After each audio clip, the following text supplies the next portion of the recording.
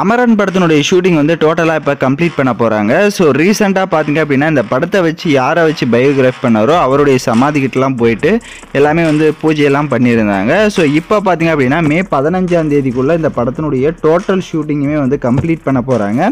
So இந்த ஷெட்யூலில் கடைசி schedule பார்த்தீங்க அப்படின்னா ஒரு ஃபைட் சீக்வன்ஸ் தான் வந்து பண்ண போகிறாங்களாம். ஸோ அதை வந்து நம்மளுடைய இந்த டைரக்டர் அவர்களே சில விஷயங்கள் வந்து ஷேர் பண்ணியிருக்காரு. அது மட்டும் இல்லாமல் இந்த படத்தினுடைய அந்த ஃபைட் மாஸ்டர்ஸ் யார் அப்படின்னு பார்த்தீங்கன்னா அன்பறிவு பிரதர்ஸ் தான்.